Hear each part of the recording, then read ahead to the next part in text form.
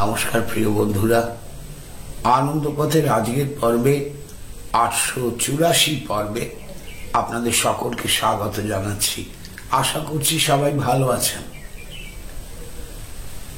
কদিন ধরে বৃষ্টি বর্ষণ চলল, আকাশ এখনো মেঘলা, ছবি হয়তো একটু কালো আসবেই, কিছু করবার নেই। আচ্ছা, তার দেখা পাই না কেন? চাই তো দেখতে। ঈশ্বরের দেখা হলে কতই না ভালো হতো, কিন্তু কই, দেখা তো পাই না। এখন দেখুন, এই যে প্রশ্ন আসছে, অনেকদিন ধরে অনেকেই এই প্রশ্ন করেছেন বলে আজ এর উত্তর দিতে বসলাম। অনেকে আবার এই কথাও বলেন যে ধ্যানের মধ্যে তাকে দেখতে পাই না, অস্পষ্ট আলো দেখতে পাই, কেন তার সাক্ষাৎকার হয় না? ঠিক কথাই। আচ্ছা, তাহলে প্রথম কথা, আমরা তাকে দেখতে চাই, আর দ্বিতীয় কথা, ধ্যানেও তাকে পাই না, চর্মচক্ষুতে তো নয়, প্রশ্নই আসছে না। দেখুন, ঈশ্বরের অপরূপ যে রূপ, তা দেখতে তো আমাদের ভালো লাগবেই, তাই দেখতে আমরা সবাই চাই। কিন্তু দেখতে চাই বলে সঙ্গে সঙ্গে দেখতে পেয়ে যাব, এটা কিন্তু হওয়া আদৌ সম্ভব নয়। তার কারণ কি, সেটাই আজকে আলোচনা করব। প্রথম কথা হচ্ছে তীব্র ব্যাকুলতা। সত্যি কি দেখতে চাই? এমনি কতকেই তো চোখ দিয়ে দেখি চারদিকে, যা কিছু সুন্দর সেটাই আমাদের মন টানে। অতএব পরম সুন্দর ঈশ্বরের রূপটি একবার দেখতে পেলে মন্দ কি হতো? নিশ্চয়ই ভালো হতো। তা একবার দেখতে পেলে খারাপ কি? দেখি না। এই কৌতূহল, এই আগ্রহ কিংবা এই রূপ মোহে তাকে দেখা যায় না। তাকে দেখতে গেলে একেবারে তীব্রতম ব্যাকুলতা থাকা চাই, তখন তাকে দেখা যাবে বা তাকে লাভ করা যাবে। সেই এক ব্রহ্মচারী ছিলেন এক সন্ন্যাসীর কাছে, অল্প বয়স থেকেই রয়েছেন। বড় হবার পর, মানে 16-18 গিয়ে, সে প্রায় প্রতিদিনই গুরুদেবকে প্রশ্ন করে যাচ্ছিল যে কবে সে ঈশ্বরের সাক্ষাৎকার করবে। গুরুদেব হবে হবে, আরে পরে হবে, এইসব বলে চালিয়ে দিচ্ছিলেন। কিন্তু ছেলেটি ক্রমশ বিরক্ত হচ্ছিল এবং সে তার গুরুর কাছে প্রশ্নের পর প্রশ্ন করে যাচ্ছিল। তাই গুরু একদিন তাকে বললেন, আয় আমার সঙ্গে আয়, বলে ডেকে নিয়ে গিয়ে পুকুরে নামলেন। শিষ্যকে নিয়ে পুকুরে নেমে এক গলা জলে গিয়ে তাকে ঘাড় চেপে জলের মধ্যে চুবিয়ে রাখলেন। আর সে তো লাফালাফি ছটপট ছটপট করছে, কিন্তু গুরুদেব তাকে ছাড়েন না। বেশ অনেকক্ষণ বাদে তাকে জল থেকে তুললেন, মাথা তুলতে দিলেন। সে তখন মাথাটি তুলে প্রাণপণে শ্বাস নিচ্ছে, ভীষণ হাঁপাচ্ছে, দারুণ কষ্ট হচ্ছে তার। বেশ একটুক্ষণ বিশ্রাম নিয়ে, মানে জিরিয়ে নিয়ে, সে বলল যে গুরুদেব, এটা কি করছিলেন? জলের মধ্যে চুবিয়ে আমাকে মারতে চাইছিলেন কেন? গুরুদেব বললেন, না না, তোকে মারবো কেন? তুই বল যে তোর কি রকম হচ্ছিল জলের তলায়। সেই শিষ্য বলে, উনি বাবা, প্রাণ যায় যায় আর কি, প্রাণ একেবারে আটু বাটু করছিল উপরে ওঠার জন্য। বললেন, দেখ, ঠিক এই রকম যখন তাকে পাবার জন্য মনের অবস্থা হবে, তখন তাকে পাবি। তুই তো রোজ আমার কাছে জানতে চাস কবে ঈশ্বর লাভ করবি, তাই আজ তোকে বুঝিয়ে দিলাম, যখন প্রাণের এই অবস্থা হবে, তাকে ছাড়া আর বাঁচতে পারছি না, যেমন জলের তলায় বাতাস ছাড়া আর বাঁচতে পারছি বিষ না, ঠিক সেইরকম অবস্থা যখন হবে, তখন তুই ঈশ্বর লাভ করবি, তার আগে নয়। তো বন্ধু, এই গল্প, এই কাহিনী থেকে আমরা এইটুকু বুঝতে পারছি, তাকে পেতে গেলে তীব্রতম ঐকান্তিক আগ্রহ ছাড়া কখনো তাকে পাওয়া যায় না। বেশ, কিন্তু তীব্রতম ঐকান্তিক আগ্রহ তো বললেই হলো না, সেটা আসবে কেমন করে? আপনি কথা বলতেই পারেন। আচ্ছা বেশ, ধ্যানের মধ্যেই বা তাকে কি করে দেখতে পাবো, বা কেন দেখতে পাই না? ধ্যান বেশ জমে উঠেছে, বেশ একটা সুন্দর আলো টালো সব আসছে, ভালো লাগছে, হঠাৎ সব মিলিয়ে গেল, কিছুই হচ্ছে না। কেন এমন হয়? বাসনার জন্য বন্ধু, কামনা বাসনার জন্য। আমাদের মনের মধ্যে অসংখ্য কামনা বাসনা রয়েছে। সেই কামনা বাসনা শেষ না হলে কখনো তাকে দেখা যায় না, অনুভব করা যায় না, তার স্পর্শ পাওয়া যায় না। আপনি বলবেন কোথায় আর কি কামনা বাসনা? আমি কি রোজই কিছু কিছু চাইছি?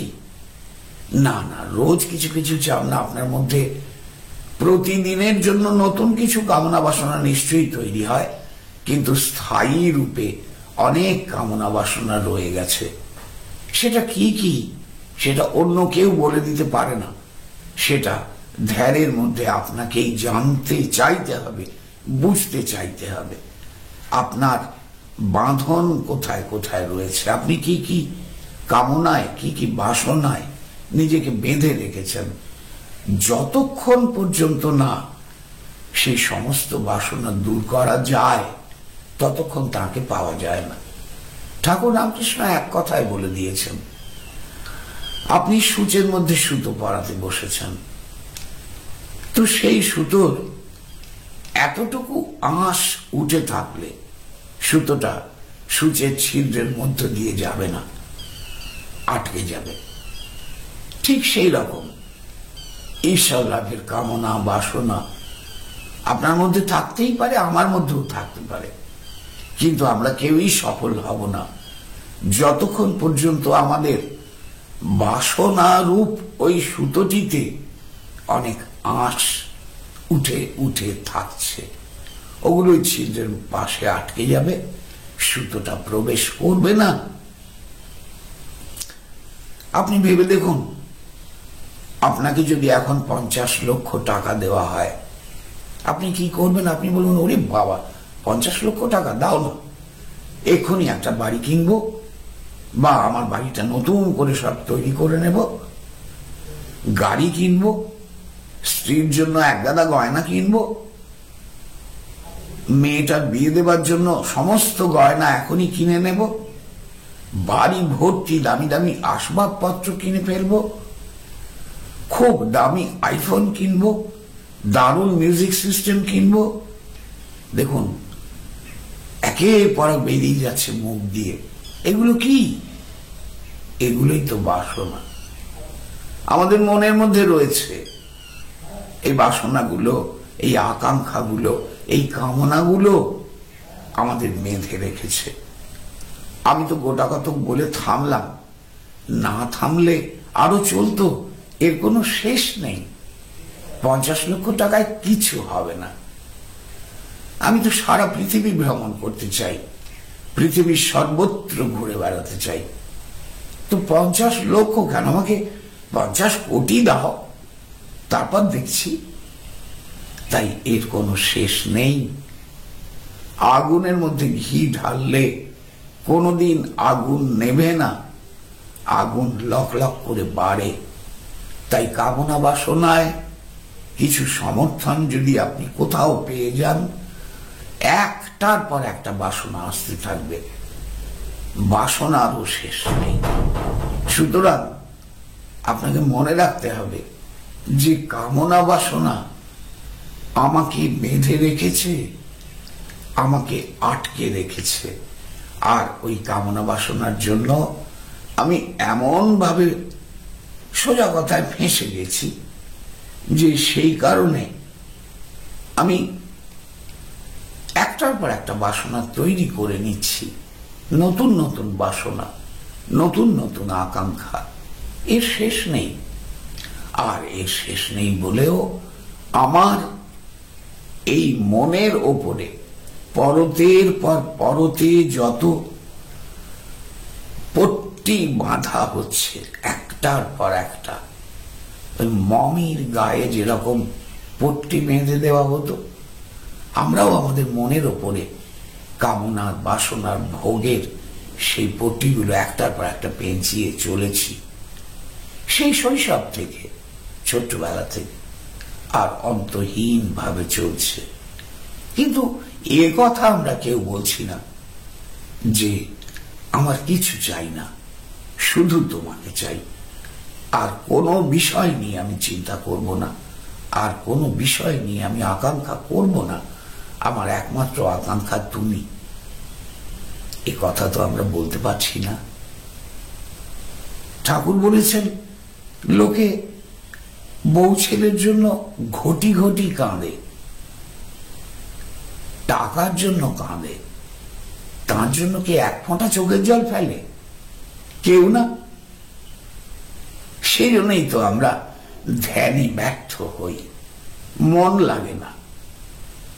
সেজন্যই তো আমাদের তার আশীর্বাদ পাওয়া হয়ে ওঠে না।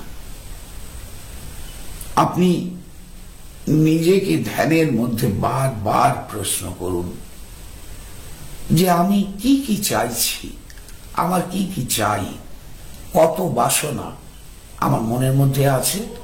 ভাবতে থাকুন, উত্তর পাবেন। কারণ আপনার নিজের মন থেকেই ওইসব উত্তর বেরিয়ে আসবে, একটার পর একটা। সেই উত্তরগুলোকে এবার আপনি এক জায়গায় জড়ো করুন।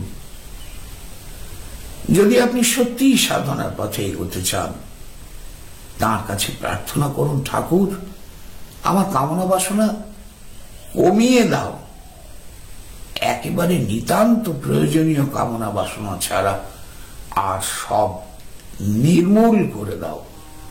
আমার এইভাবে বাসনার বাঁধনে বেঁধে রেখো না। তোমার মায়ার এই এক খেলা, সেই মায়া থেকে আমাকে মুক্ত করো।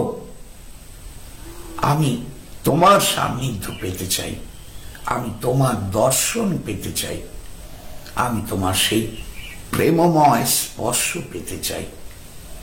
সেই বাসনা আমার মধ্যে তীব্রতর করো, অন্য কিছু আর চাই না। যেদিন এইভাবে প্রার্থনা করতে পারবেন, সেদিন আপনি বুঝবেন সঠিক প্রার্থনা এতদিনে করা হলো।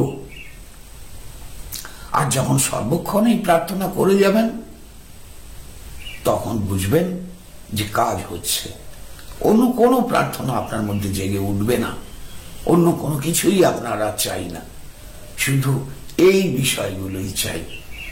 মন যেন বাসনা শূন্য হয়, ভোগের আকাঙ্ক্ষা শূন্য হয়, সর্বরকম কামনা শূন্য হয়।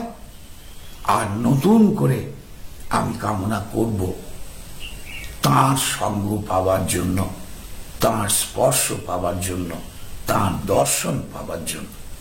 যদি এইভাবে মনকে তৈরি করতে পারেন, তাহলেই একমাত্র কাজ হবে, নইলে কিচ্ছুতে কাজ হবে না।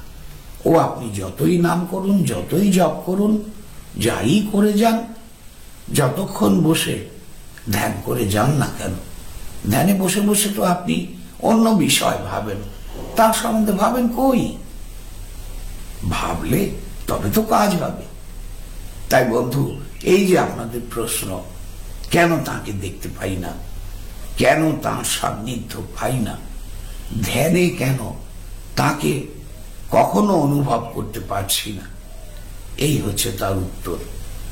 বাসনাকে নির্মূল না করতে পারলে তাঁর সান্নিধ্য পাওয়া যায় না, তাঁর স্পর্শ, তাঁর দর্শন কখনোই আমরা পাবো না, যদি না আমরা বাসনা শূন্য হই। তার জন্যই আমাদের চেষ্টা করতে হবে বন্ধু। চেষ্টা করুন আপনারা, নিশ্চয়ই সাফল্য পাবেন। চেষ্টাটা শুরু করতে হবে। ভালো থাকুন সবাই। নমস্কার।